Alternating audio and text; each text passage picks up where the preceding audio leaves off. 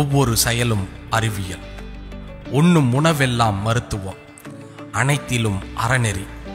ஒரு காலத்தில் ஒவ்வொரு கடைக்கோடி தமிழனின் மரபிலும் மனதிலும் வெகு சாதாரணமாக இருந்த செயல்பாடுகள் இவை. இதையே அண்டை நாட்டினர் அங்கீகரித்து சொல்லியிருந்தால் பழகி இருப்போம், பகிர்ந்திருப்போம். நம் அன்புக்குரியவர்கள் சொன்னதால் அலட்சியப்படுத்தி விட்டு ஓடிக்கொண்டிருந்த நமக்கு ஒரு கண்ணுக்கு தெரியாத கிருமி நம் பாரம்பரியத்தின் மகத்துவத்தை புரிய வைத்து விட்டது. உலக மக்கள் நம் பாரம்பரியத்தை ஆச்சரியத்துடன் கொண்டாட துவங்கியுள்ளனர். நாகரிகம் என்ற பெயரில் நாம் மறந்து போன மரபுகள் அனைத்தையும் ஒரு கிருமி நமக்கு திருப்பி தந்துவிட்டது.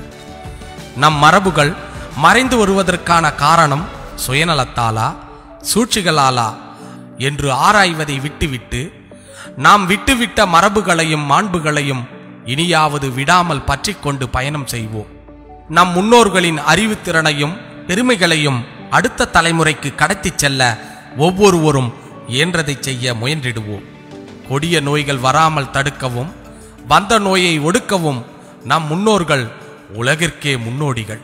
இதை இன்று மொத்த உலகமும் உணரத் துவங்கியுள்ளது.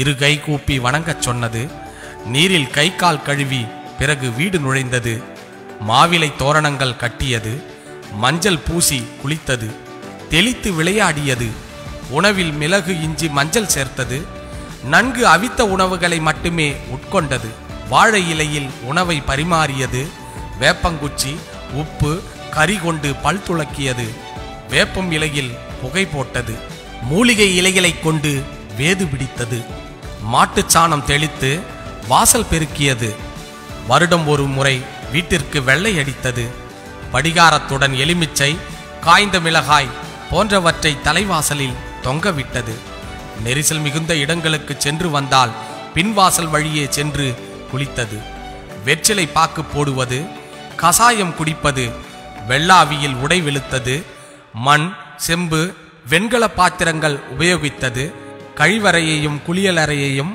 வீட்டிற்குள் வைக்காமல் கொல்லைப்புறத்தில் வைத்தது, சலூனுக்கும் சாவிற்கும் சென்று வந்தால் எதையும் தொடாமல் குளித்த பின் வீட்டிற்குள் நுழைந்தது, சாவு வீட்டில் சமைக்கக்கூடாது என்று சொன்னது, இறந்த பிணத்தை எரித்தது, வீட்டு முற்றத்தில் துளசி செடியை நட்டு வைத்தது, மாலை நேரம் வீட்டில் சாம்பிராணி புகை போட்டது.